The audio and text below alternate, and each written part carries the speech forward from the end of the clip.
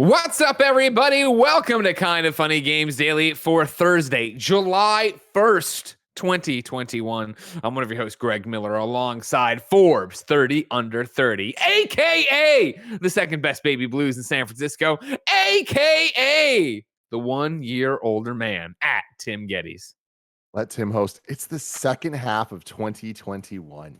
Can you believe it? Here we go. I really can't. I year know go? we do this so often, and it's like it doesn't matter whether we're working from home or at a studio or any combination. Where every time a month happens, we're always just like, how? But this feels more crazy to me than I think I've ever experienced. How are we in the second half of this year? It's flying by, dude. It's the normal thing. I mean, it's exactly how it always works for us. You're like, oh, E3's the next thing. Oh, this thing's the next thing. Oh, this game's the next thing. And since there's always a new goalpost, it just goes quicker and quicker and quicker. Well, now your goalpost is a goddamn baby, Greg. That's the craziest thing. Clock's ticking here, everybody. So, shit, E3's done. What's next? A living child. A child. It could let in a child. I'll tell you what, man. This thing's moving around Tim all the time. Yeah. Jen's house. It's crazy over here. All sorts of things are crazy over here. It's just not nuts. How are you? How was your birthday last night? Oh, it's fantastic. Everything about this is great. But I want to give a shout out just to the first half of this year. It's been fantastic. Sure. So many good things happening. Especially June, man, like content wise, like video games, movies, TV shows. It's just been a damn thrill.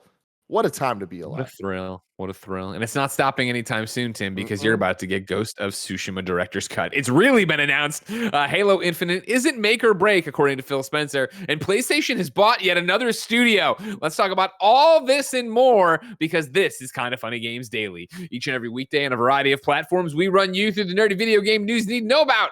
If you like that, be part of the show. Patreon.com/kindoffunnygames. Of course, over on Patreon.com/kindoffunnygames, you can write in with your questions, comments, concerns, everything under the video game sun. Of course, on Patreon.com/kindoffunnygames, you can get this show ad-free. You can get it with the exclusive post show we do, and you can get a bevy of other perks, like getting your name read, like getting other shows ad-free, like getting the other post shows, like getting exclusive shows that only go live on Patreon.com/kindoffunnygames. Of course, if you have no bucks to toss our way, it's no big deal. You can watch us record the show live on twitch.tv/kindoffunnygames. If you're watching live on twitch.tv/kindoffunnygames, just like Kebabs on TV is, the Nanobiologist is, Booty Pop 88 is. You have a special job. Go to kindoffunny.com/you're wrong and tell us what we screw up as we screw it up, so we can set the record straight for everybody watching later on youtube.com/kindoffunnygames, roosterteeth.com, and listening on podcast services around the globe each and every weekday. Housekeeping for you. One of the E3 2021 host, Jacki Jing, was on the Kind of Funny podcast. It's a brand new episode. It's up right now. YouTube.com/kindoffunny, podcast services around the globe. I can't wait to watch it myself because my internet failed in the opening 3 minutes, and that was the end of me. Do me a favor, everyone, and at least watch the first 3 minutes of this episode. The way Greg gets cut off is hilarious. I'm not going to spoil it here, but please go watch. A professional what? That's what I heard. That was the final thing before my internet truly died. It's great. That'll be a fun one. Thank you to our Patreon producers, Blackjack. Today we're brought to you by Credit Karma, Freshly, and HelloFresh, but I'll tell you about that later. For now, let's begin the show with what is and forever will be the Roper Report. Time for some news. 6 items on the Roper Report. Baker's dozen. Thank you, Kevin. I appreciate you bringing the thunder, as the kids say. So here's where we'll start. Number 1, Ghost of Tsushima Director's Cut is really real. It's officially announced. Of course, there's been a lot of scuttlebutt, a lot of rumor, a lot of speculation, Tim, of is it going to be Ghost of Igashima? What is this director's cut that got rated by the ESRB? Thanks to a young lad named Andrew Goldfarb over on the PlayStation blog, we have all the information for you. I have parsed this down, but I am going to read it at length, everybody. So what I want you to do, stretch out your legs. I know what you're saying. Greg, I'm driving a car right now. Cruise control, legs out the window. You're fine. You can stretch out still. Don't worry about it. Tim's doing it. See? Let's get going. We're happy to announce that on August 20th, we'll be releasing Ghost of Tsushima Director's Cut on both PlayStation 5 and PlayStation 4 consoles. This new edition comes packed not only with the original game and every piece of additional content we've released to date, but a brand new adventure for Jin alongside a bunch of new features that we're excited to reveal. Then we start breaking them out, right? So we'll start with the first big bullet point, Iki Island. If you're a history buff, and Lord knows I am, Andrew, you may know that in addition to Tsushima, the neighboring island of Iki was also invaded during the time period. Today, we're excited to reveal that a whole new chapter in Jin's journey is coming and will take place on Iki. In this new story, Jin travels to the island to investigate rumors of a Mongol presence. But soon, he finds himself caught up in events with deeply personal stakes that will force him to relive some traumatic moments from his past. We'll have more to share about the story of Iki soon, but today we can confirm that beyond a whole new story and new characters, this new island will also feature tons of new content, including brand new environments to explore, new armor for Jin as well as his horse, new mini games, new techniques, new enemy types, and much more. There are even new animals to pet. On both platforms, Director's Cut will offer new trophies, fuck yes, to unlock for the new Iki content. Tim, do you want to take this one by one? Do you want me to go through all the bullet points? You want me to tell you everything? You want to tackle like that? How do you want to do? I'm giving you an ice cream sundae right now. Keep going. But what I'm doing is I'm scooping individual scoops into the thing, right? Right now, Kevin's got the banana in his mouth, and I'm unpeeling it while he holds it with his teeth. Do you want it? You want to eat it all when it's combined? I want a sundae. I want the whole sundae. All right, fine. We'll move to the next bullet point then. PlayStation 5 exclusive features. While Director's Cut players on both PlayStation 4 and PlayStation 5 will be able to experience the Iki Island content, PlayStation 5 players will have access to a few additional new features. We've heard your feedback about the lack of Japanese lip sync in the original version of Ghost of Tsushima, and it's something we worked hard to address in this new release.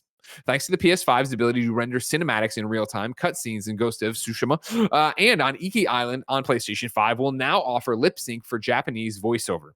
We're also happy to confirm that Ghost of Tsushima Legends, and the new Iki Island expansion will all take advantage of haptic feedback and adaptive trigger in the Director's Cut.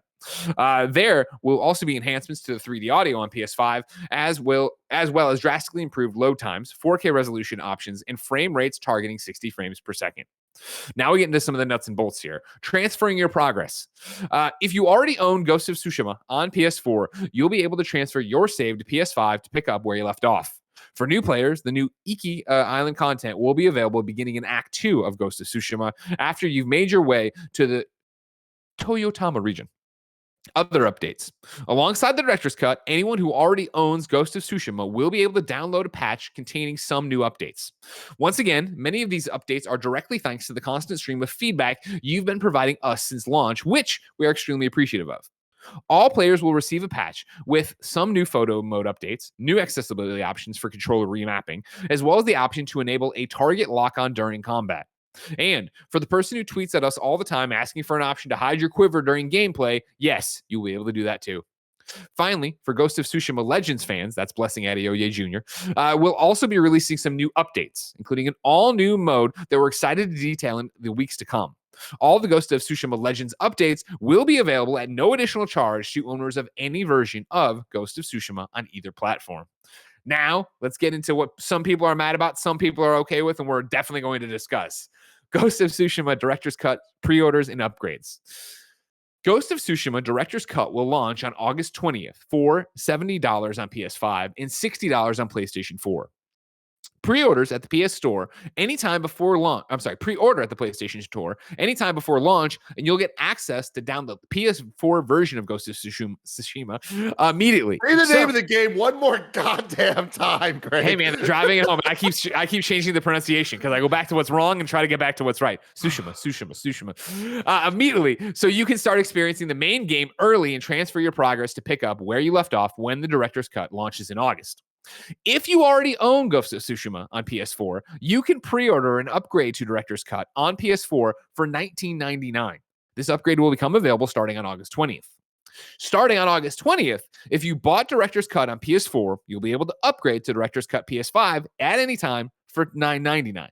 You can also upgrade directly from the original Ghost of Tsushima PS4 to Director's Cut on PS5 for $29.99. Tim, the sundae has been presented.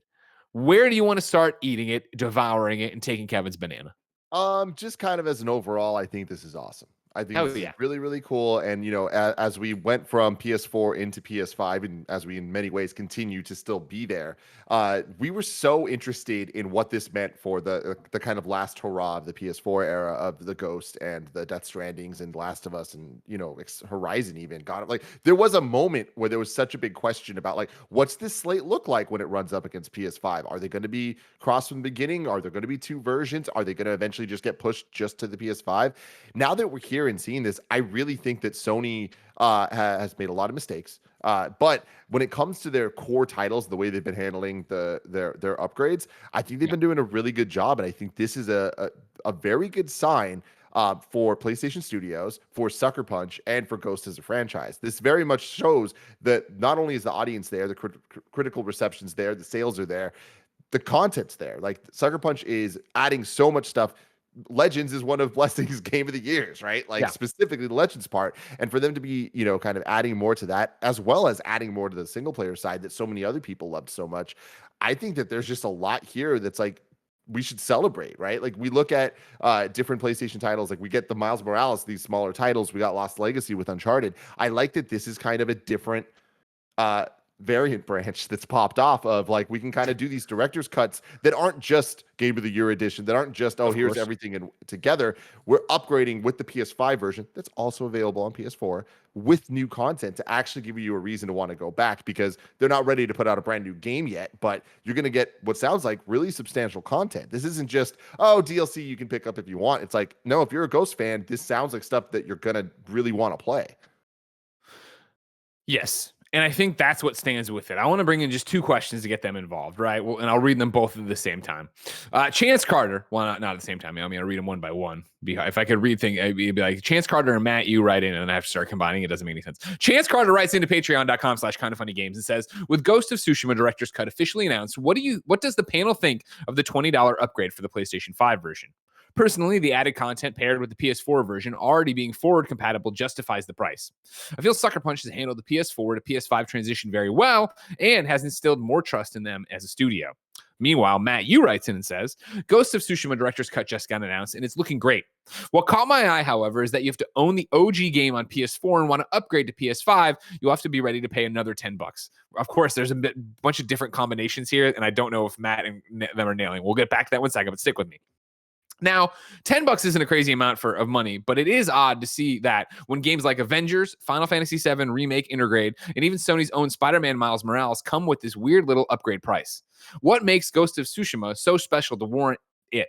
It can't be the Iki Island expansion, because that in itself, similarly to Final Fantasy VII R is Yuffie's DLC, as well as just DLC that's going to cost you extra outside of the upgrade cost. Wondering what you guys think about all of this and what you think of the upcoming Death Stranding's Director's Cut and the potential for first-party Director's Cut we would see as a cost as well. Doubling back to spell this out one more time as we get off in the conversation. I want everybody on the same page, all right? Ghost of Tsushima Director's Cut will launch on August 20th for $70 PS5, $60 on PS4, right? I'm going to toss out the pre-order stuff. If you went and pre-order right now, you'd be able to get the PS4 version and start playing, right? If you already own Ghost of Tsushima on PS4, number one, you can pre-order and upgrade to Director's Cut on PS4 for $20. This upgrade will become available on the 20th. Starting on August 20th, if you bought the Director's Cut PS4, you'll be able to upgrade to the Director's Cut PS5 for any time for $9.99. Meaning that if you were going from base PS4 right now, you want this and you want it on your PS4 to the PS5, you're looking at $30. Then also you can upgrade directly from the original Ghost PS4 to PS5 to Director's Cut on PS5 for $30. So this is a $30 upgrade we're talking about. I've tied all the knots on that, Tim. I'm not missing anything. Yeah. Okay. Just making sure we're all on the same page. Totally. And here's my stance on this. Everything you just said sounds confusing as fuck, because you just said Ghost of Tsushima 10,000 times and 400 times. Yeah. Put out like 10,000 different numbers that are very close but different for weird reasons. Everybody understands what the fuck they're trying to buy here.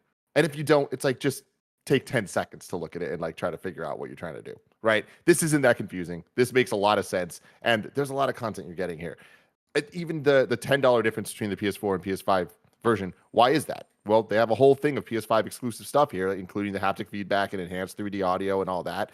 And that stuff costs money. That's development. So it's like, that makes sense to me. If you don't think it's worth it, don't buy that. Don't buy it. Like, yeah, sure. like I don't like this is where we're starting to get into a really weird place of it's not like they're charging $90 for this. It's not like it's starting to get like above MSRP of what we're used to. Sure, we are in the sense that it's 70 and we used to be used to 60, but the reality is they're charging 70 for these games now. So I'm not surprised by any of this. Honestly, what I am happy about is that it seems very well thought out. It seems like they have reasons for why they're doing all this stuff, and they're backing it up with quality content. We can expect this all to be fantastic stuff. There's all the new, the not, I don't even want to call it DLC, but just the extra stuff they're adding both on the Legends side and the core game side with the PS5 enhancements. I'm like, cool. I see where the money's going. Yeah.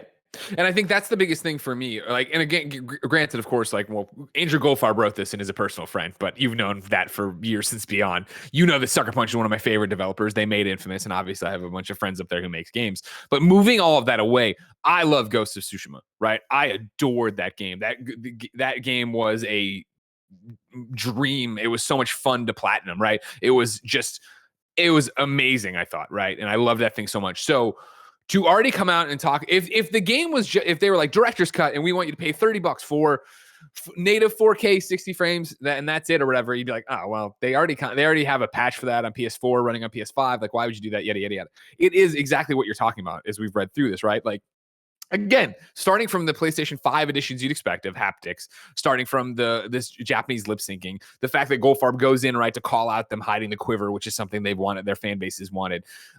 To go even further than that, remember, of course, Legends was free. You didn't have to pay for Ghost of Tsushima Legends. That was already part of the game. That was a surprise to you. Now they're putting even more content into that. Then to get all the way out to, they're giving you a new island. Like, they are giving us a new island, new story, new things to do, new trophies, new animals, new armor. Like, I obviously don't know because I haven't played it, but like, you read through this, right? And it's not reading to me. And Tim, this is where I start stretching out of my comfort zone.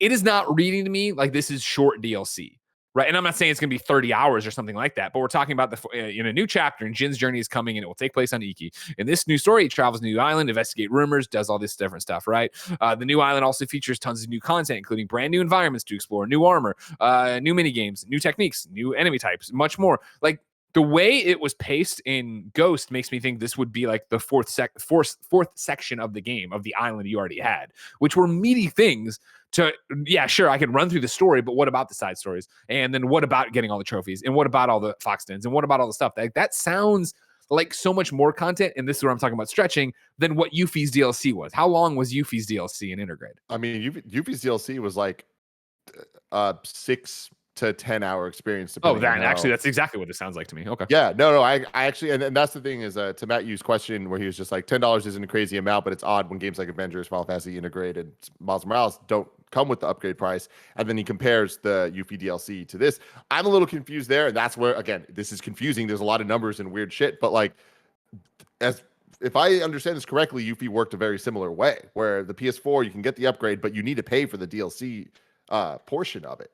So, and like with the PS5 upgrade, especially with the PS Plus, like all of this is complicated, but everybody has their own use cases. And then it's not complicated because then you just look at the little chart and go, okay, which one am I? Cool, I'm on this vertical. That's where I'm at. Then you make the decision of, is it worth the $10, $20, $30 investment to get the content out of it? And I think the PlayStation Studios has proven, Sucker Punch has proven it's going to be worth it. What in the chat they're saying, right, is it's going fast now, sorry, but it's talking about the fact that shit is gone. The PS5 upgrades for Final Fantasy were free. It's the DLC you were being charged for. But I feel like we start splitting hairs at that point of what they're doing and how they're doing. And I think totally, yeah, and I could be completely talking on my ass again. I don't know, and I guess I am right there as I start to go into it because I have to reread what the patch notes are and what they're doing. But it sounds like there's exclusive features. Yeah, there's PS5 exclusive features to it that are beyond. Yeah, the lip syncing stuff is exclusive, and I know I don't give a shit about lip syncing. All right, then it's not your use case, and you don't need to do it, right? The Yuffie DLC is exclusive to the PS5.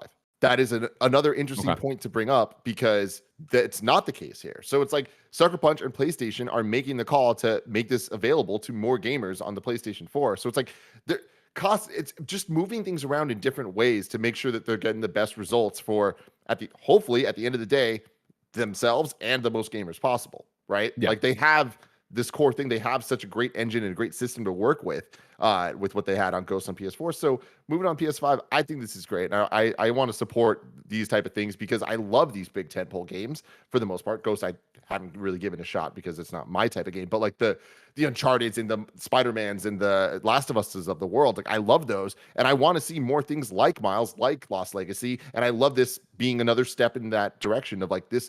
If those were the pricing structure gets weird. Not full priced experiences, right? Like they weren't like the traditional MSRP full game. They were $10, $20 less. What does $30 less looks like? $40 less look like, which is what this is. I'm very excited about that. Me too. And again, like I think I'm a sucker for Sucker Punch, right? But for Ghost in general. And so like if they were going to come out and say, hey, yeah, we're going to give you 7 to 12 hours, whatever, 7 to 10, like we're talking about for Yuffie, right? Of this Ika story as DLC, and we're charging $30 for that. I'd probably pay for that as well. Like how long was Miles, right? Like, and granted, I'm splitting hair. I'm getting into a different thing because Miles was so big and so new. I don't know if that's how big this is going to be, but that's where it starts getting into like, that's the kind of content I want out of these games. I'm glad Blessing Love Legends, I played it with him on opening day on a stream and enjoyed it, but not enough to double back. Like that's not what I want out of a Ghost experience, right? And that's where I want to go. AI_VII writes in and says, it's kind of disappointing that the new island doesn't continue the story as it can be accessed in Act 2, which probably means it's inconsequential to the grand scheme of things. To me, that's first off expected. I think it's weird when DLC comes out and does stuff that would then affect the universe beyond what you've already seen. I think that's where you start talking about a full-blown sequel and capitalizing on those things. I'm down just to have more of Jin's story and what's going on, and they're talking about his past here. I think they're going to, by prequeling it a bit, right, of going there, running into a character he hasn't seen since childhood, I guarantee, that probably worked, in the building, not the palace he was in or whatever, right? Like a servant in there is going to have something to do with it and draw you that way. And I think he can still tell you the same thing. I think it's always more interesting of like, no spoilers, but like Spider-Man DLC, right? Spider-Man 2018's DLC, right? Drastically changes a character and leaves them in a far different place. And that's awesome. And that's cool. Like I liked that enough, but it didn't feel as fleshed out as it would have felt in a main game. And I saw somebody when we were talking on PS I Love You this week about Miles Morales and then talking about Spider-Man 2. They'd be like, man, I really hope they double down and talk about, that. And I was like, I don't know how much of a big deal you make about that, because it's kind of like killing a character off screen. They didn't kill this person, but they kind of like killing a character off screen. Now you want everybody to understand who buys Spider-Man 2 that happened in a DLC they might not have played. Like you paint yourself into a corner there in a weird way. And I think big moves are going to be saved for big games. Yeah, I mean, it's definitely interesting because like I don't know that I fully agree with that, with the way that the market's shifting and the way that games are changing, and with kind of the death of episodic games in a lot of ways, turning into the rise of what I think this is going to become, where people are going to understand that these are canon in the same way that MCU shows. People are now like, okay, cool, that's just as valid as MCU movies, and we didn't think that way before. This is kind of like, Miles is just as important as Spider-Man 1 or 2 will be. And I think that you're right to say that things like the Spider-Man, the night that never sleeps, or whatever the fuck, city that never sleeps, that stuff, that is from an older era. You know what I mean? Like, I think that type of DLC is a little less consequential, whereas 100%. Something like the Yuffie DLC, whatever you want to call it, and it is DLC. I think at some point we're going to stop saying that because it's weird. But the Yuffie expansion, it's like, it very is core to the story. And like, it is adding a character. And it's like, when we play the next Final Fantasy, I'm sure they'll find a way that, just like the MCU shows, you don't have to watch them, but it is definitely consequential stuff. Like it is, it is core content. It is not just like optional. You know what I mean? And I hope that we see more stuff like that with this as well.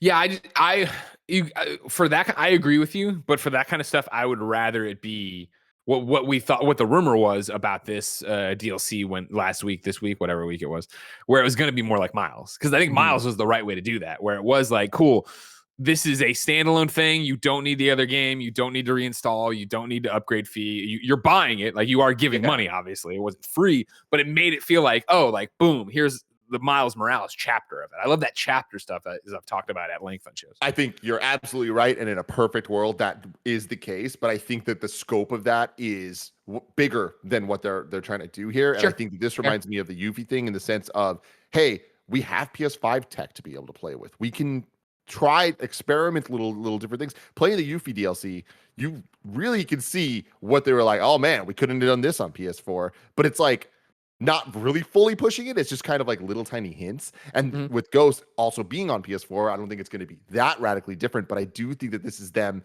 kind of experimenting and getting used to the 3D audio and haptic feedback and like the potential of the SSD and all that stuff.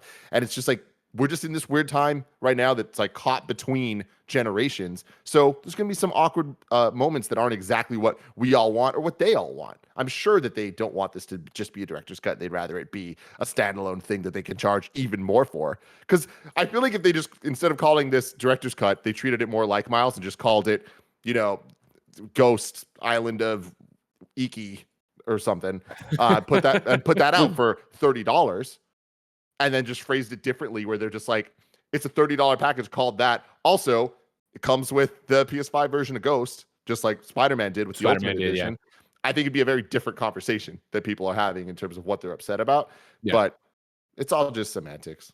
100%. It is all just semantics. And for me personally, as Greg Miller, right, the bottom line is I am getting more new story content for Ghost of Tsushima, which means they'll get my money and they got new trophies. Like that's what I want out of this, right? Like, and obviously, like if it comes out, it's 2 hours long or something, then there's a different value proposition, yada yada yada. But like, what this hit all the notes for me in terms of what I wanted to see out of this, and see them double down on it, have new stuff on the islands, new techniques, new all these things. It sounds like it's gonna be really fleshed out, and I can't wait to see it. Number 2 on the Roper Report is something you can't wait to see, Timothy. That's Halo true. Infinite. Ooh. And it turns out, apparently, Halo Infinite is not make or break for the franchise, according to Phil Spencer, at least. I'm reading from Maxwell Jeffery over at Gaming Intel, who went and listened to Podcast Unlocked over there on IGN.com, which was celebrating its 500th episode and had Phil on. I'm going to join Jeffrey's article, or Maxwell Jeffrey's article in progress. Discussing what Halo Infinite means for the future of the franchise, Xbox's Phil Spencer revealed more about how the company judges its upcoming project. After a year delay, the title will be launching in holiday 2021, and Xbox is promising a, quote, game that Halo fans can be proud of. And we can certainly see that in the new Halo Infinite 2020 versus 2021 graphics comparison. Quote, Halo will be here 10 years from now, Spencer confirms. Is Infinite the, like, linchpin to is Halo... I'm gonna drink my water. We came out of a meeting too fast. I didn't get enough water. Is Infinite the, like, linchpin to whether it survives that long? Absolutely not. The Xbox boss cites the game's rabid fan base and extensive history as just 2 reasons why Halo isn't going anywhere after Infinite, and Phil Spencer reports that he never wants a game development team to believe like it's make or break with their next installment.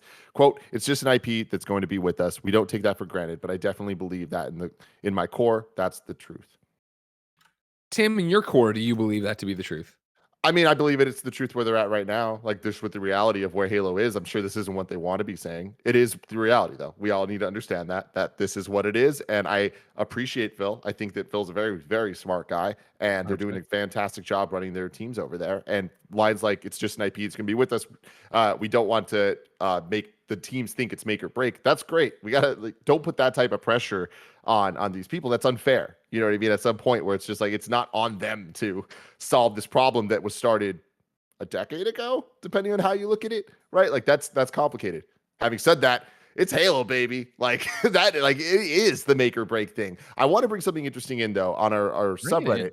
A couple days ago, somebody named user RB7198 wrote a thread that was Halo Infinite feels similar to Star Wars Episode 7 to me. And they made a really good point where we and a lot of people have been talking about how Halo Infinite needs to be the God of War 2018 moment for Halo. And they presented an argument that it actually needs to be more of the Star Wars Force Awakens of Halo, where it's just like, let's go back to what people loved about it and kind of begin to set things right for it. And I think that where we're at right now with Halo Infinite, that's exactly...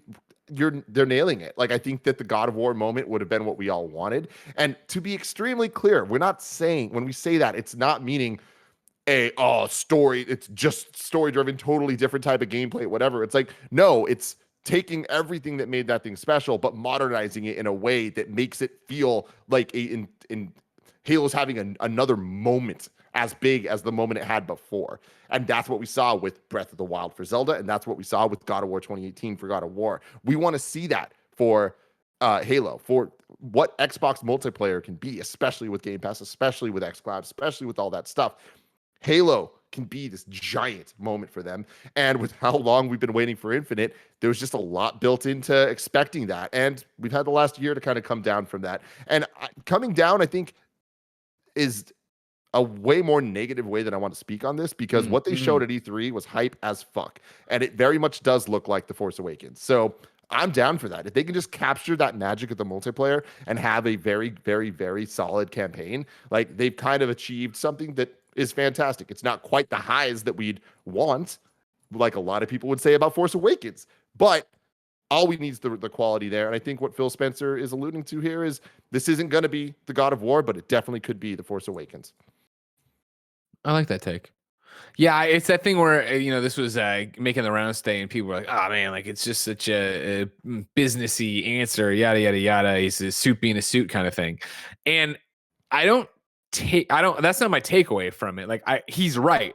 Halo will be here 10 years from now.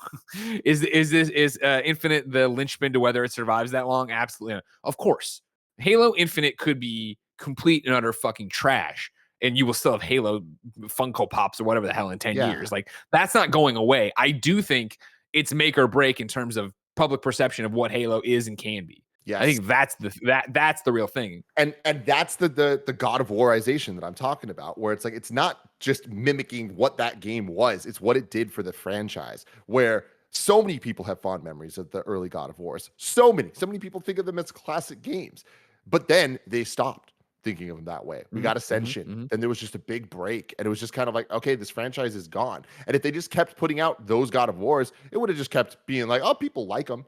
It's not like people don't like Halo 5 and 4. They do. Yeah. A lot of people like them a lot. But it's inarguable that Halo's not what it used to be at the peak of what it meant to Xbox. And that's what Infinite could be, and what we expect it to be, want it to be.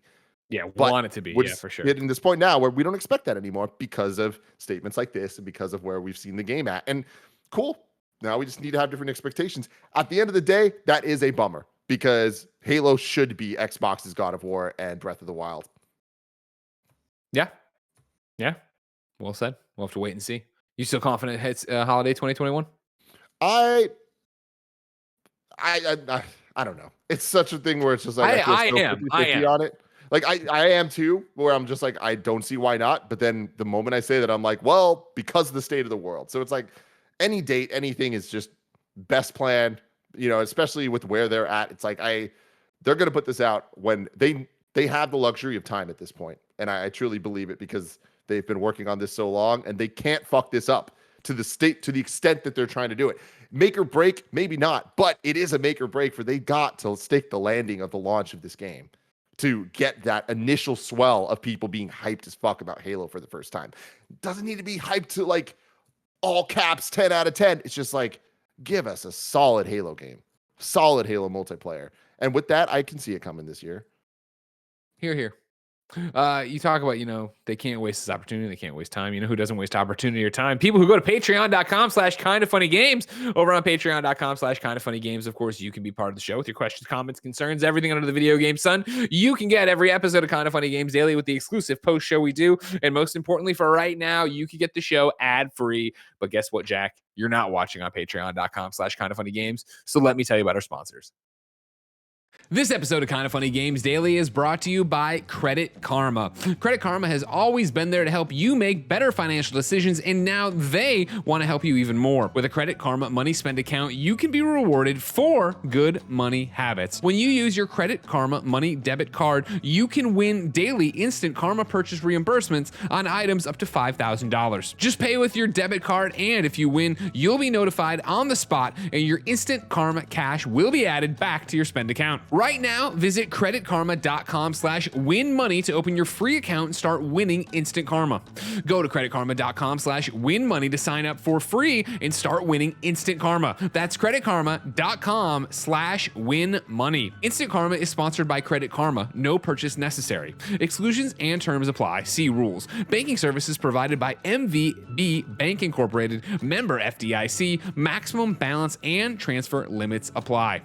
Our next sponsor, ladies and gentlemen, why it's Freshly. Dinner time can be chaotic, but with Freshly, it's easy. Their chefs take care of your meals a few nights a week and take the pressure off of you. Freshly offers chef-made, nutrient-packed, delicious meals delivered fresh to your door, no cooking required. Your meals arrive cooked and fresh every week, so you can keep your fridge stocked and skip the trip to the store. Ordering is easy. Visit freshly.com and choose from over 30 delicious, satisfying, better-for-you meals like steak peppercorn, sausage baked penne, or chicken pesto bowls. Ladies and gentlemen, my father's birthday just came and went, and guess what I got him? A subscription to Freshly. Each and every week I go in and pick the 6 meals that'll be delivered to his door, and he loves them. They're easy. He doesn't have to think. He just gets to come home, pop the food in, and have a good night. Right now, Freshly is offering our listeners $40 off their first 2 orders when you go to freshly.com/games. Stop stressing about dinner. Go to freshly.com/games for $40 off your first 2 orders. That's freshly.com/games for $40 off your first 2 orders.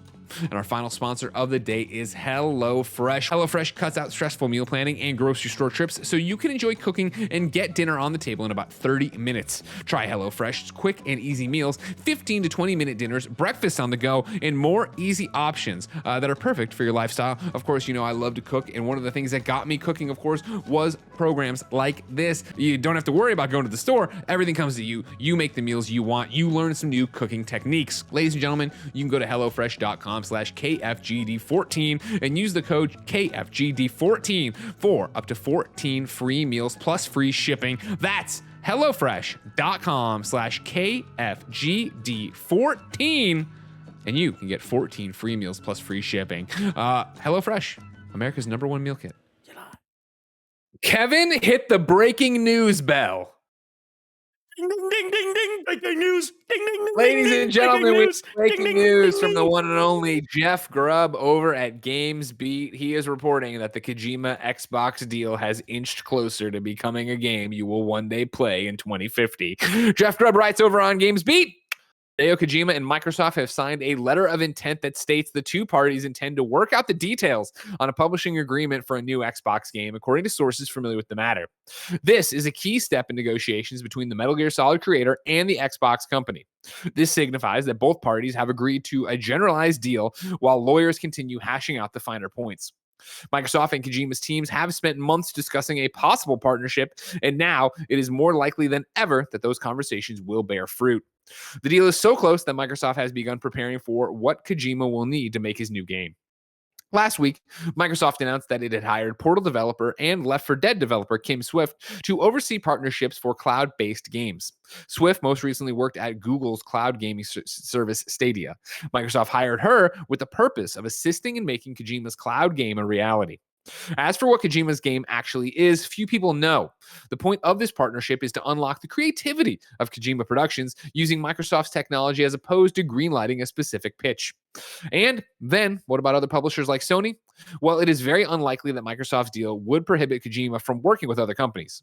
For now, Kojima Productions continues to work on Sony on Death Stranding Director's Cut for PlayStation 5. Tim? Yeah, That's cool. it's very cool. I Go love get him, it. Kojima. Yeah, I mean Kojima and Xbox. I'd love to see that. What could that look like? And like especially like how close are they going to work together? Like does that end up being a Game Pass game? Like does it end up being like an 100% Xbox? does. I imagine so as well. But you know how closely tied is it to some actual Xbox game studio project, right? Like Yeah. oh, a lot of fun questions to ponder with this one. But Yeah, also excited to see what it is. But it's so, I mean, it's funny we talk about the cloud, right? And Kim Swift coming on to do cloud gaming with this because, of course, this is a nebulous idea right now in terms of what we're actually going to get from Kojima. Of course, he had statements recently, right, talking about, 9/11. But he was talking about like his games being based in reality and predicting the future and yada, yada, yada. And what does he want his next one to look like? It would be interesting to see him do something with the cloud, something with streaming, right? Thinking that's the future and predict that. But then also interesting, I meant to call this out earlier. Death Stranding Director's Cut. Ghost of Tsushima Director's Cut. When are we getting Last of Us Part 2 Director's Cut? I mean, what do you think we're going to get? Dude, like that's such a big question for me where it's like I want Last of Us on PS5. Like I've been trying to buy PS5 physical games, so I have them, and I want Last of Us. I'm like holding out on buying it on PS4 because I'm like, it's gonna happen on PS5. You know what I mean? In some form. I just don't know when. I'm a little surprised that it hasn't happened yet.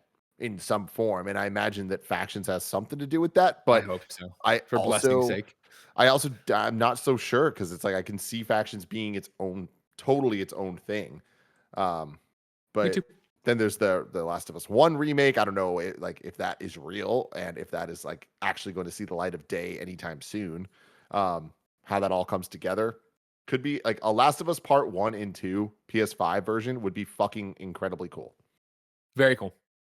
But you know what else is cool? Mm. Number 3 on the Roper Report. PlayStation's bought another studio. This is Joe Skrebbels over at IGN.com. PlayStation has acquired Nixes, a Dutch studio that specializes in porting games to PC. Announced by head of PlayStation Studios, Herman Hulst, Nixes has been bought for an undisclosed fee. The studio will provide high-quality in-house technical and development capabilities for PlayStation Studios, according to a press release. Nixes has worked extremely close with Crystal Dynamics, Eidos Montreal, and IO Interactive since forming in 1999, porting the recent Tomb Raider trilogy and the 2 most recent Deus Ex games to PC. I've never been one to throw shade at a games writer, but it is a fucking insult that Joe Skrebbels doesn't talk about Nix's work on the one, the only Marvel's Avengers. All right? Marvel's fucking Avengers, Tim. You ever heard of it? Their I logo have. very prominent in all the Hawkeye DLC. I think they did a lot there. So just shout it out, everybody. We're one step Never away from forget. Marvel's Avengers being a PlayStation Studios title. That is a complete lie. Don't bother you're wronging it. You know, I'm fucking around. Back to the article. While no specifics have been given about Nix's work for PlayStation, it feels likely that the studio will support Sony's increased focus on porting its console exclusive games to PC. Timothy Mm-hmm. Geddes. Do you believe that's the reason we're getting here? Do you think that's what's happening? They're strictly bringing them on kind of like almost like when they bought Gaikai of like, cool, Gaikai will become PlayStation now. That'll be a streaming thing. Nixes, you're coming in because we want to keep bringing our games to PC. You can help us do that. Yeah, right. That makes Yeah. sense. I mean, they're known for ports and for in-house technical development capabilities. It's like, yeah, that sounds exactly right. When we look at the last couple of years and the decisions made from PlayStation, we're going to see more PlayStation games on PC. I can't believe it as somebody that has followed this stuff my entire life. Like, that is a shock, but it's a reality we're in. And I think the bigger question starts to become like, at what point are they closer to day and date on PS5 and PC? Does that ever actually happen? All that. See, And I think we're far from that because of the place in the industry that PS5 is now. I don't know what the industry is going to look like in 5 years. Like, what's the next generation look like? I can imagine that it might be a little bit more connected because, as we've seen, that just continues to happen. Things get more, there's more and more and more overlap. So at some point, there will be a convergence point. I just don't know if we're going to see that in the PS5 generation. See, it's for me. I don't know. Obviously, so many video game changes we talk about, and you know, things crossing. You know, seeing the show on Xbox, seeing Minecraft Dungeons on PlayStation have the Xbox logo. You know what I mean? Like stuff like that. So Mhm. many of these things that in 2010 would have seemed like impossible, right? All these different things. The PlayStation PC news doesn't, in the fact that the news being that they port their stuff to PC, doesn't rock my world in terms of like, what a crazy thing. Like, it's like, oh yeah, that's something they're doing. That's cool, blah, blah. The hurdle I can't get my head over would be the day and date thing of it's on PlayStation 5 or 6 or whatever it is and PC the same day. And that is, I know I'll look back at this, you know, send me this clip in 5, 7, 8, 10 years, and I will laugh at my own stupid self because it's just that baggage of what PlayStation has been over the last X amount of years, right? And over their entire scope of being PlayStation, that you sit here and you're like, I can't fathom that. But it's that idea of the industry changes so quickly and you need to be out there, you need to advance. And it just gets to that point of like, man, I would feel like the PC version would always be better than the PlayStation version at that point with its uncapped frame rates and whatever, 144 frames per second, or whatever the fuck Fran's always talking about. Like, I just don't see why you would do that. You want to keep competing with Xbox, but I don't think you want to double dip and compete with yourself on PC. But I'm also short-sighted because, of course, I wouldn't buy my games for PlayStation on PC. I would still buy them over. That's the thing. Is just like, I think that there's going to be many millions of core gamers that just want their console experience. They just want things to work and blah, blah, blah. All the things that we've talked about forever since the dawn of time of PC versus console gaming. The reality is, though, PC gaming is just getting more and more reliable, more and more cheap. And the thing is, you can go to a Best Buy right now and buy a dope ass PC for significantly less than you ever could before. And it's just like, it's becoming more and more, it's just like a phone where the amount of power that is in any phone you buy, you don't need to buy the top of the line iPhone. It could just be like the cheap one that they essentially give you just for signing up. It's like, it's still a powerhouse that can run shit very well, right? Like I just think that the barrier to entry is going to be a lot lower, and that's going to continue to be true on the PC side of things. So there's just gonna at some point be a market so large that it would be a choice. I don't want to like say silly, but it would be a I know what you're saying. Yeah. For PlayStation Why would you ignore that? Exactly. PlayStation wants to make money, right? Yeah. It's just that we've seen such a siloed PlayStation for so long that how they do it and what they do. But again, in this Nix's story, in much more the immediate future, OM Jesus in the Twitch chat actually says one that I overlook every time and think about it later.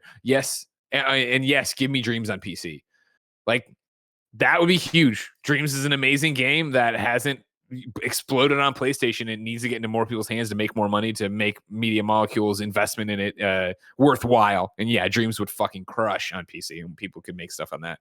You hope that's what you're talking about, right? I think it's so simple to look at things like Days Gone or Horizon, right? Or even Death Stranding, which I know isn't, was what 505 actually published Death Stranding on PC, but you understand what I'm saying. Sure, something that's already been out on PlayStation and is a dead game, quote unquote, put it there to get people stoked for whatever is going to come next. When you talk about a Horizon, when you talk about the next thing in Days Gone or Last of Us or whatever you put out there. But yeah, to sit here and be like, man, Dreams, an ongoing living, breathing thing, and what people can actually make on PC with it, that'd be dope. Absolutely. Number 4 on Roper Report, another dope thing, hopefully. The Last of Us series on HBO has found its Sarah. I'm reading from Justin Kroll over on Deadline, who's got 2 short paragraphs for you. Dumbo star Nico Parker is set to join HBO's series The Last of Us, an adaptation of the popular game. She will join Pedro Pascal, Bella Ramsey, and Gabriel Luna, who are set to appear as Joel, Ellie, and Tommy, respectively. Parker will play Joel's daughter. Parker's breakout role came as Colin Farrell's daughter in Disney's live adaptation of Dumbo. The actress was also featured in HBO's The Third Day. She will be seen in Warner Brothers' Reminiscent, in which she appears opposite her real-life mother, Tandy Newton. That's exciting. Huh? Tandy Newton, as featured in Mission Impossible 2, never forget. But isn't that thing where, like, this is a kindoffunny.com/you're wrong of the umpteenth degree? I think we're both screwing it up, because Tandy is the one people say, but she put in an interview eventually, she's like, oh, but that's not really how you pronounce my name, but I've just let people Americanize it. So if you have the correct pronunciation, let me know. But she's the one from the show with the robots. Westworld. God, she's good in that. Love her in that show. This is exciting. Sarah won't be in the show for long, probably, but neat. Yeah. I mean, sure, we'll get some more flashbacks with her, but hey, cool. Yeah, no, I love it. I can't wait. So far, they're knocking it out of the park. Out of the fucking park with the casting for the show. I can't wait. I hope that this is freaking spectacular, and I expect that it will be with everything we've heard about it so far. I agree 100%. Yeah, I think having, Neil, Craig from Chernobyl, all those people working on it, and then the cast they're assembling, the music sounds like could fucking crush. Like, they got the music from Last of Us. Come on. Gustavo. Yeah. Like, that's such like the heart and soul of the franchise. So it's like taking that, because that to me is always the biggest problem when there's these adaptations and all of a sudden you lose a lot of what made it special. Like, one of the biggest things that I have an issue with like Death Note, both the American version and the Japanese versions of the movies, is they lacked the music, which really kind of added so much identity to the soul of what makes it special. And Last of Us definitely has that. And it is something that kind of takes it from just being another zombie thing. It's like there's like a love to the world that you kind of feel through the entire production of it. And I think that with an HBO budget, like that can show through visually, but now we know the audio is going to back it up too. Number 5 on the Roper Report, there's more evidence mounting for a Dead Space revival. This is Darryn Bonthuys over at GameSpot, who writes, speculation that a new Dead Space game may be in development heated up this week, as the official Dead Space YouTube channel has changed its profile picture for the first time in almost a decade. Swapping the Dead Space 3 logo for a more generic image from the franchise has led some fans to theorize that the timing indicates some sort of imminent reveal, as is scheduled for EA Play Live this month. As we reported last week, EA is reportedly reviving Dead Space with Star Wars Squadron developer Motive Studio, supposedly working on a reimagining of the original 2008 game, which will not be a direct sequel to the sci-fi horror trilogy. The rumors first began when GamesBeat Jeff Grubb explained on the GamesBeat Decides podcast that Motive Studios was reviving the dormant EA IP and would officially reveal it in July, with several more other outlets also reporting that they had heard similar rumors. Let's fucking go, y'all.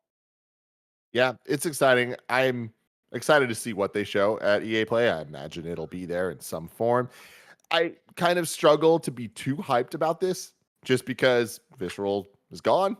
And it's like, what is this going to end up being? Is it some type of full on reboot? Is it some type of like, I know we have the rumors here and them talking about reimagining, but like, what does that look like in these day and age? We've seen reimagining, remake, reboot, whatever the hell. It's like, there's so many different versions of what this could be. So I'll wait patiently till they show me what it is and decide. Yeah, it's that thing. It's exciting to see EA do Dead Space because we've wanted more Dead Space. But I'm right there with you. Of like, it also kind of sucks because Callisto Protocol from Glenn, is like a spiritual successor to Dead Space, and like that's just getting announced, and that was just getting some juice and yada yada. And now it's like, oh, okay, well now they are bringing back Dead Space, but it will be in name only. But in the same breath, Motive's incredibly talented, and I'm sure the people they have on it are Dead Space fans. But what they actually do with it, we'll have to wait and see. And Altman be praised. I'm really hoping that it's a Resident Evil 2 remake and not a Sands of Time remake from what we've seen of it so far. Sure, I hope it's just they blow it all up and they just do their own thing. You know what I mean? I don't want it to be a remake of any kind. I just want, what does a modern Dead Space do with talented people? Yeah, I mean that could be cool too, but like I feel like that's not really what. Then it's just not Dead Space. They just make a new IP. Like I think that with Dead Space in particular, like what we're fond about that franchise, it is the fact that it is that game. So it's like modernize it. I would like to see a mix of Resident Evil 2 and Final Fantasy 7 remake. Okay, like ideas of that mixed together for what this is.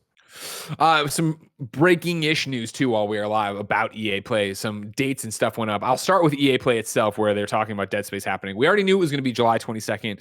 It's EA Play Live, 10 a.m. Of course, hosted by WWE superstar Xavier Woods, aka host of the greatest YouTube channel in the world, Up Down Down's Austin Creed, aka the Commish. He'll be hosting, of course. He's having fun. It's going to be 40 minutes. I'm just here reading it as it's all breaking live. So here, I'm just going to read this paragraph. Now, obviously, we can't tell you everything that will be there on July 22nd, but we can tell you that this year, EA Play Live will start at 10 a.m. with a short pre-show that serves as a recap of sorts before the main show begins the real excitement, focusing on games that are coming out soon rather than in the all too distant future. Ooh, that's interesting. The show is a fast-paced one coming in around 40 minutes and will feature what's next for games like Battlefield 2042 and Apex Legends. You'll also see the first gameplay of Lost in Random, featuring explosive dice battles, time-freezing tactics, and card collection. We'll have a couple of other games to highlight as well, but for those, you'll just have to wait and see. There's some of your information there. But on top of that, they also announced in the same thing, EA Play Live Spotlight. It's all about connecting you to the games you love and the people who make them. This means that throughout the month of July, we'll have 5 different broadcasts total made up of 4 individual spotlights to start and then the one main show. They list them here. July 8th at 10 a.m. Pacific is the future of first-person shooters. July 13th at 10 a.m. Pacific is EA Hearts Independent Studios. July 19th at 4 p.m. Pacific is Madden NFL 22 All Access Scouting. How the community is shaping Madden NFL 22. Oh, and then the July 20th at 10 a.m. CET, more EA Sports. Not allowed to tell you much about this one yet. Dude. Sorry. This is awesome. Yeah. This is kind of like the dream scenario that we have for EA E3 conferences or E3 season conferences, where it's like, cool, all the sports games and this and that. Let's just we'll get all the shit that like this very targeted out of the way. Yeah. And then in the core thing itself, like sure, have a quick shout out, have maybe a little sizzle for a second for Madden and all that, but we don't need that full on breakdown of what's different this year. I like that. Good call. Hopefully they do a good job with it. So EA Play coming up, all these different spotlights coming up, and a shout out to Stella over at IGN who tweeted and where I saw this. Y'all, I can finally talk about it. I'm so excited to say I'm your host for the future of FPS EA Spotlight segment at EA Play Live. So there you go, Stella. Go get them. All right. Now, Tim, I've saved the best news, the sweetest news for last. Kevin, can you please show what I've put in here? It is the combination of all my loves it kind of funny. We are getting Pokemon Oreos in September, Tim. Great. All right. Fantastic. The tweet reads, of course, our newest collab in September is going to be, and then it's the electric symbol. Can you guess what it is, trainers? Here are some more hints. And then it's the leaf and it's the fire and it's the water. Because you see, Tim, in a Pokemon game, you start and they show you like 3 different fucking rats, but they all have a different power, whether it's water, fire, or plant. And you choose one and then you go play. And you just fucking play and you play and you play and you catch stuff. That's what you do. That's what you do. Kev, can you go back to the Twitter real quick? Yeah, look at that. Oh my God, this is going to be a good Oreo. This is going to be a great Oreo. I hope the cookie's yellow and the cream is red. This is or the cookie looks like the Pokeball. They nailed this here. If you don't know, ladies and gentlemen, maybe you're new around here. I do a show called Oreo Oration, right? Where I sit there and I eat the Oreo and I review the Oreo. Mm-hmm. What are we looking at here, Tim? Now, I don't know if you recognize this because you were a couple years older than me, but in the Pokemon cartoon, the iconic Pokemon cartoon, before the commercial, during the commercial breaks, it'd be bookended by "Who's that Pokemon?" Where they would say, "Who's that Pokemon?" Sure. And they'd come back, and you get the second screen. It's Oreo. It was always really exciting. And then they would end the episodes with the Poke Rap, where they would name all the Pokemon in rap form. That's cool. Tim can still do it. Electro, Diglett, Nidoran, Mangy, Venusaur, Rattata, Pharaoh, Pidgey, Sea King, Jolteon. I'm done. Porygon's my man, and he walks around. He's got 2 legs. He never frowns. Yep. Porygon. What looks like a duck. Tim, I'm excited. Oh, I know all about Porygon. Don't worry about that. And I also turned on Pokemon Go today just for the hell of it. No big deal around here. Tim, I'm excited to eat some Pokemon Oreos in September, but September's so far away. If I wanted something more immediate, say what came to the mom and grab shops, where would I go? The official list of upcoming software across each and every platform as listed by the Kind of Funny Games Daily Show host each and every weekday. Yeah. Out today, Blaster Master Zero on Xbox all around. The Procession to Calvary on Switch. Alpha Dia Genesis 2 on Switch. Kira Stars Idol Project Re-Ika on Switch. Red White Yellow on Switch. Dragon Question on Switch. Kicker and Chino's World on Switch. Pigeon Fight on Switch. Discolored on Switch. Path Through the Forest on Switch. And then over in the GTA Online world, in celebration of Independence Day in the US, GTA Online players can take advantage of big bonuses and steep discounts alongside some stateside themed gifts, including the free USA parachute bag. New dates for you. Blightbound is leaving Steam Early Access on July 27th and coming to PC, PS4, and Xbox One. The Silence and the Fury comes to Total War Warhammer 2 on July 14th. Lucid Dream comes to Switch and PC August 5th. Mr. X Nightmare, the upcoming DLC for the smash hit Streets of Rage 4, is launching July 15th on PlayStation 4, Xbox One, Nintendo Switch, and PC. Season 8 Dynasty is coming to Conqueror's Blade on July 8th. And then I put in the EA dates that I was able to work into a news story. So I don't need to worry about those right now, Tim. Deals of the day for you. Today, Amazon Prime revealed that Prime Gaming is giving Prime members the ability to play some classic LucasArts games this summer, including The Secret of Monkey Island, Special Edition Sam and Max Hit the Road, and Indiana Jones and The Fate of Atlantis. On the very first of every month, beginning today through September 1st, Prime members will be able to play the iconic point-and-click adventures. July 1st is Monkey Island, August 1st is Indiana Jones and The Fate of Atlantis, and then September 1st is Sam and Max Hit the Road. That's all for you, Prime Gaming members. And hey, if you have Amazon Prime, you have Prime Gaming, you can get these games for free. But more importantly, maybe you're one of those podcast listeners, one of those YouTube people. Remember, Amazon Prime, which you probably have, gives you a free subscription to a Twitch channel of your choice. We would love it if you used it on us. Kind of Funny Games. Of course, the thing is that it doesn't auto-renew. So if you use it on us once, guess what? 30 days later, you got to come back and do it again. Why? Because Jeff Bezos doesn't want to give you free money. He doesn't want to give that money out. It's a benefit. It's a bullet point he can put there, but they don't want to make it easy for you to spend that $5. So I'm begging you to come here each and every month. I know you're a long haul truck driver. Just come on over. Just do it. No big deal, you know? Tim? We ask people to go to patreon.com/kindoffunnygames to support the show, get it ad free, get it with the post show we're about to record, but also to squad up. This is where one of you writes in with your name, username, platform of choice, why you need help in a video game. And I read it here for the best friends to come and find you. Mathijs needs help on Xbox. Mathijs' username is MA7HIJS. Hi, y'all. I am looking for some kind of funny best friends to play games together or simply just talk about video games and other things in life. I moved from Europe to Singapore last year, and due to the pandemic, haven't really been able to make many friends here yet. In addition, due to the time difference, it is difficult for me to regularly play with my friends back home. I'm usually available between 6 p.m. and 12 p.m. Singapore time. Lately, I've been playing a lot of Warzone and Knockout City, but I am also planning on returning to Destiny, and I'm always willing to try out other games. If you live in a similar time zone or play games during similar times of the day and want to squad up, please add me on Xbox, MA7HIJS. Ladies and gentlemen, go play games with Mathijs. Find out what's happening in Singapore. Find out what time zone Singapore's in. Maybe it's got his own time zone. I don't know. Who knows? You know what I mean? Impossible to find out. Tim, we ask people watching live on twitch.tv/kindoffunnygames to go to kindoffunny.com/you're wrong and tell us what we screwed up as we screwed it up. Hey, you want to hear something crazy real quick before you I do sure that, do. Lay it on me as I look through this. You mentioning Singapore reminded me that recently I was looking at our audience demographic breakdowns for some things.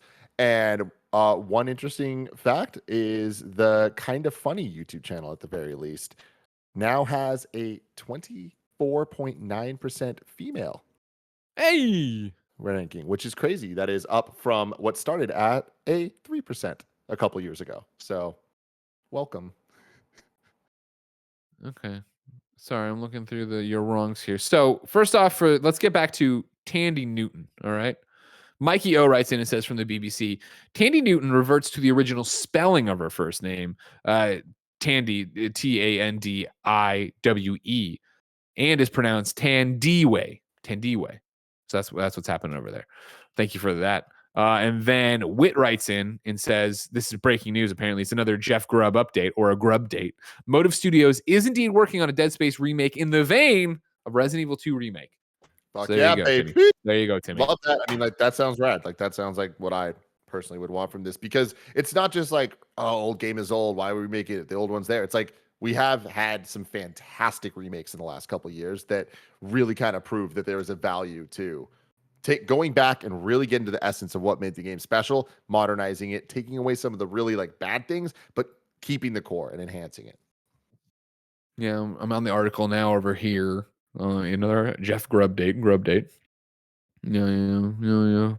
For its Dead Space game, Motive is taking notes from Capcom's recent Resident Evil remakes, like Resident Evil 2 remake, except the next Dead Space is to use the original game as a strong foundation, but it should also have modern visuals, and it will likely bring in new gameplay mechanics inspired by other entries. Great. Perfect. Ladies and gentlemen, Tim and I are going to go do a post show on patreon.com/kindoffunnygames. We urge you to come over, hang out. You can get your name read. You can get your questions read. You can have a good time. You can catch this. You can get every show ad-free. Never have to worry about it again. If you are live on twitch.tv/kindoffunnygames, get ready for more spooks and scares. Mike, Andy, and Blessing are going to jump into Resident Evil 8. That's the scare stuff. And then they're going to play Apex, which I don't think is that scary, but I guess it could spook you if, gun, you get shot. You know what I mean? Oh, I didn't see that guy around the corner. There's a robot. You know what I mean? Apex, no Titans, whatever. Shit sucks. So anyways, go there. If you want to see them playing these video games and you're like, you know what? I missed it. I wasn't live. I'm hearing this later. Of course, you can go to our newest YouTube channel, youtube.com/kindoffunnyplays. Catch the archive of all our streams on twitch.tv/kindoffunnygames. But like I said, that's enough about that. Tomorrow, Blessing and Tim are here. It's birthday week over here. Tim's birthday was yesterday. Blessings is tomorrow. There are cakes being delivered. It will be a fun show. The most important thing, everybody, go wish Blessing, at Blessing Jr., a happy birthday eve today. Show some respect. Congratulate him on his birthday eve. Please. Last time he'll ever be young. Mm-hmm. Ladies and gentlemen, until next time, it's been our pleasure to serve you.